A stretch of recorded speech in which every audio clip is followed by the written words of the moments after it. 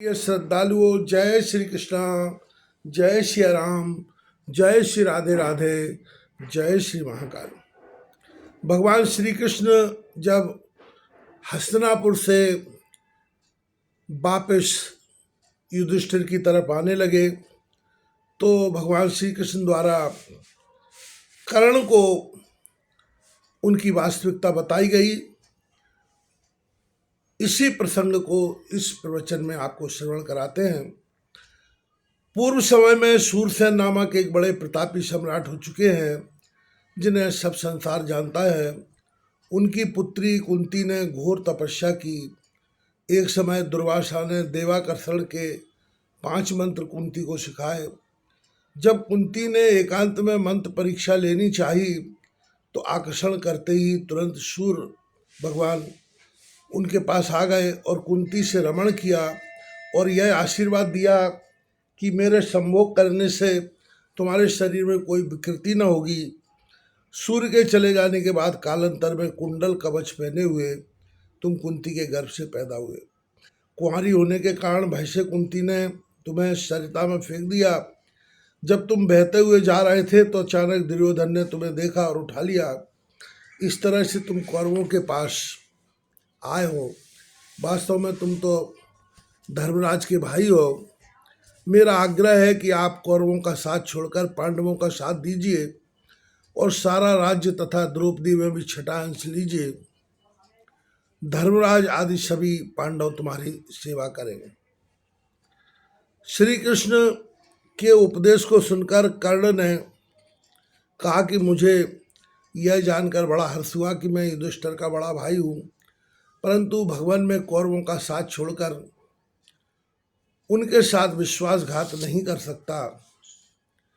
उन्होंने मेरे ही बल पर तमाम युद्ध की तैयारियां की हैं और उन्होंने मेरा पालन पोषण भी पुत्र की भांति करके अपूर्व सम्मान दिया है।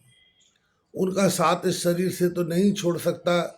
यदि मैं ऐसा स्वार्थवश कर बैठूं, क्षत्रिय धर्म ही कलंकित हो जाएगा। अब तो एक ही मार्ग रह गया है कि पांडव सेना लेकर आवे और रण क्षेत्र में हमारा संग्राम हो, फिर वो जो जीते वह संसार का राज्य ले। वैशंपायन जी ने कहा कि इस प्रकार कहकर कर्ण रथ से उतरकर भगवान श्री कृष्ण को प्रणाम करके वापस चले गए और श्री कृष्ण यात्रा समाप्त कर विराटपुर आ गए। श्री कृष्ण का आगमन सुनकर धर्मराज ने उनका स्वागत किया। सभा में बैठकर सबके सामने धर्मराज ने श्री कृष्ण से पूछा, दुर्योधन ने हमारा शांति प्रस्ताव मान लिया है या नहीं। श्री कृष्ण जी ने कहा कि वह अभिमानी बिना युद्ध के तिल भर भून देने को तैयार नहीं है, अतः आप सब फौज लेकर युद्ध के लिए तैयार हो जाए। इस पर भीम ने कहा कि मैंने तो पहले ही कह दिया था कि युद्ध अनिवार्य है। अर्जुन, नकुल, सहदेव, द्रुपद, विराट आदि ने भी तुरंत ही युद्ध के लिए तैयार हो जाने को कहा। इतने में एक अक्षौणी सेना लेकर श्री कृष्ण जी का साला रुक्म आया और युधिष्ठिर से कहने लगा कि यदि आप हमारी दास्ता स्वीकार कर लें तो मैं अकेला ही समस्त कौरवों को मारकर अखिल भूमंडल का सम्राट तुम्हें बना दूंगा। यह सुनकर भीम ने क्रोधित होकर कहा कि पांडव श्री कृष्ण के अतिरिक्त किसी की भी दास्ता स्वप्न में भी स्वीकार नहीं कर सकते।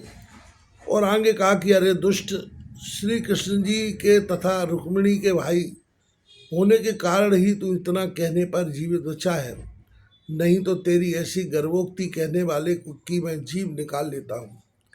इतना कहकर भीम ने उसका हाथ पकड़ गर्दन में धक्का मारकर सभा से बाहर निकाल दिया। अपमानित होकर वह अपनी सेना को लेकर हस्तिनापुर गया और वहाँ भी उसने गर्वोक्ति कही, जिससे क्रोधित होकर कौरवों ने भी उसे अपमानित कर अपने यहाँ से भगा दिया। लज्जित रुक्म अपने स्थान कुंतलपुर को वापस चला गया।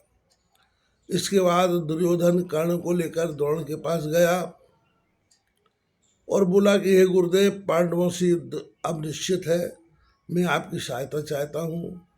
इस पर द्रोण ने कहा कि हे कुरुनाथ, आपने पांडवों के साथ घोर अन्याय किया है। उनके पाप से आपकी विजय तो हो ही नहीं सकती और इसके भी अतिरिक्त वो अखिल ब्रह्मांड के नायक भगवान श्री कृष्ण पांडवों की सहायता कर रहे हैं, इसलिए आपको तो कोई नाश से बचा नहीं सकता। फिर भी मैंने आपका अन्न खाया है, अतः आपकी यथाशक्ति में सहायता करूँगा। आपकी रक्षा करने में मैं अपना जीवन लगा दूंगा।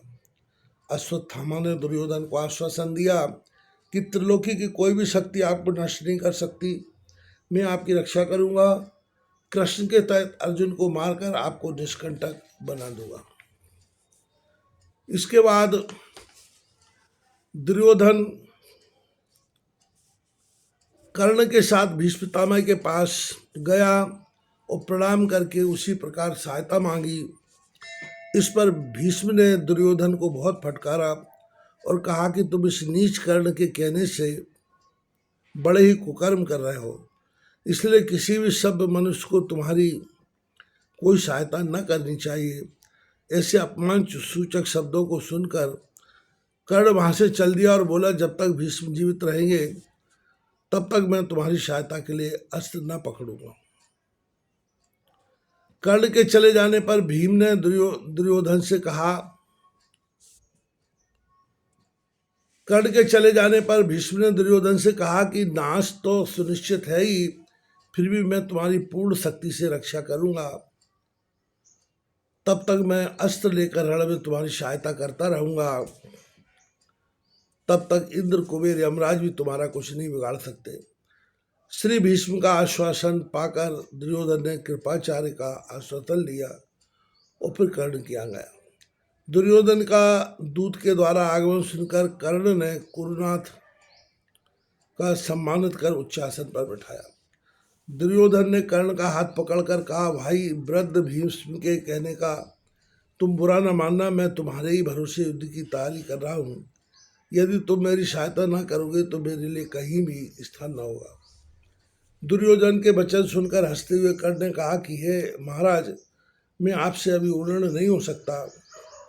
मैंने तो आपके लिए स्वयं अपना शीश अर्पण कर ही दिया है।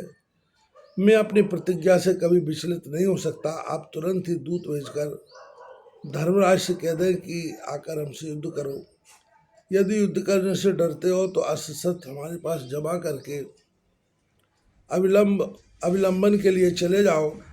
यदि तुम ऐसा न करोगे तो मैं स्वयं सेना लेकर विराटपुर आता हूँ और तुम्हें कृष्णांदोकों के सहित हम लोग पहुँचा दूंगा। ऐसा अभिमानपूर्ण बातचीत दुर्योधन और कर्ण के मध्य में हुई।